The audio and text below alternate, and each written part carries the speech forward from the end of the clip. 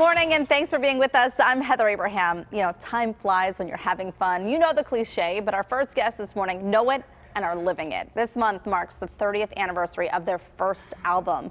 Since then, the Clarks have gone on to create many other albums while continuing to tour. This Saturday, they'll be on stage together again, performing from their latest release, an album called Madly in Love at the End of the World. We'll talk more about that in just a moment, but first, here's a cut from it.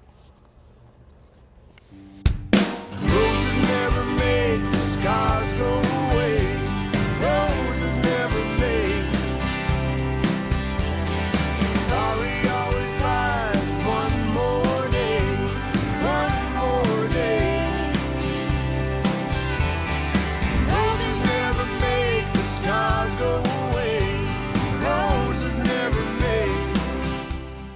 Are you tapping your toes like I am? That's Roses, again from the Clarks' new album, Madly in Love at the End of the World, written by Greg Joseph. We're happy to have Greg with us along with Rob James to share more of the new release and tell us about their big show this Saturday at Stage AE. Good morning, guys. Good morning. Morning. So 30th anniversary from the first album.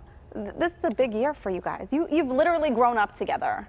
We did. We met at the end of college, and we were at Indiana University of Pennsylvania, and shortly thereafter moved to Pittsburgh. And hey, it's like a marriage. You know, it's a 32-year marriage to four guys. With four guys.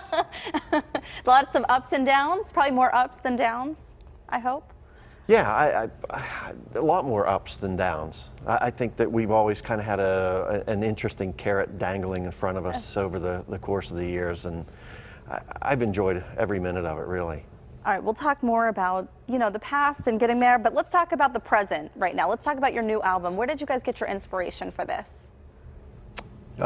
Mainly, Greg and Scott were the songwriters, and the collection of songs, I think, is really reflected in the songs. Is our life experience, you know, being parents, taking care of our parents. And collectively, the title track, which closes the record, felt very fitting as far as being the title tied everything together. And so what is that song about? Madly in Love at the End of the World. That's a Scott song. He could probably give you the best answer, but I think he sort of wrote that about the somewhat perceived chaotic times that we're in right now, and you know, the fact that he's madly in love with his kids and his wife, and you know, we're just going through some strange times, I think, right now. So She's on Fire, also about having a daughter. Some of these other, Roses, Dying to Live, a lot of these seem like very romantic but family-oriented songs. Would you say that? They are, and you dig from and you cull from your life experiences. Either you're writing about somebody else directly, or you're writing about your own personal experiences. And I think on the last two records, we've dug into our personal life experiences. So when you guys first started out, when you were starting to write that first album, did you ever think that you'd be here today with this album 32 years later? I always had the blind ambition that we could do that. You know, the very motivating fact for me in playing music was to be surrounded by people that I liked doing it with, and that we had a bond, and we were kind of like a gang, and we've turned into a family. So that has always been sort of my blind ambition. Never questioning it. Never questioning it. No. So we did kind of some dumb math here. How many songs you guys have written over the 32 years? How many songs do you think never made it to albums? Are there a good number of them? Well, I would imagine there are a good number of them. You bring them into practice, and we sort of look at them and work them out, or not work them out, and they just get thrown aside, or they end up on a solo project somewhere, or sometimes they end up on our B-side records. We've done a couple of B-side records where we'll just put together material that didn't make the one of the 10 albums that we put together. So how would you guys say that you've grown musically? We've talked about growing up together and becoming who you are to parents, and just aging together. Where would you say you go musically? How did you change over the years? I think it's a very interesting and unique opportunity to have played with the same core members for that length of time. And we've had other experiences with other musicians and those opportunities to bring those situations back to the band.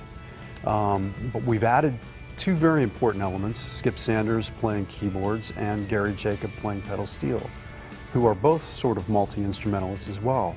So any vision that we've had in our hearts and minds about how we want to present the music is now actually, we can do it live. I was going to say, most people don't have the luxury of having a friend for 30 plus years or being married for 30 plus years, but you guys have stayed together, which I think is truly something to be said about.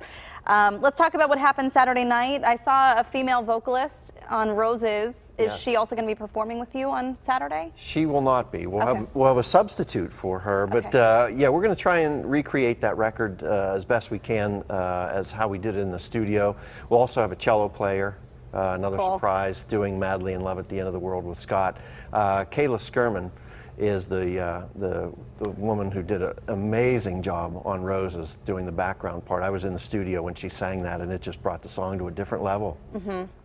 Okay, and so what else is planned for Saturday? Are you going to be playing some old songs as well as a lot off of this album? We're going to play a lot off of the new record. You know, it's the new stuff, and we're happy doing the new stuff. We have the most fun doing the new stuff. But if we can back up to the opening act, a friend of ours, Rod Schwartz, a longtime friend, played with a band called The 11th Hour. He came up with the idea, since it's the 30th anniversary of I'll Tell You What Man, to do a complete recreation of that record from beginning to end with local celebrities. Cool. So he's going to do that for the, he put together a whole cast of characters. Really? So they're going to play the whole Front first to back, yeah. to open the show? Yes. What a neat way to open. You're laughing. Is that such a cool idea? Oh, it's really flattering. Right. It's humbling. You know, they've been trying to keep a lot of this under wraps, like surprising us the night of. Yeah, so it's going to be a really great experience. All right, well, thanks guys for sharing a little bit of it this morning with us. And you can come hear more music from the Clarks' new album, Madly in Love at the End of the World, at the Clarks release show, 7:30 this Saturday night at Stage AE. Get tickets through the Stage AE box office or Ticketmaster.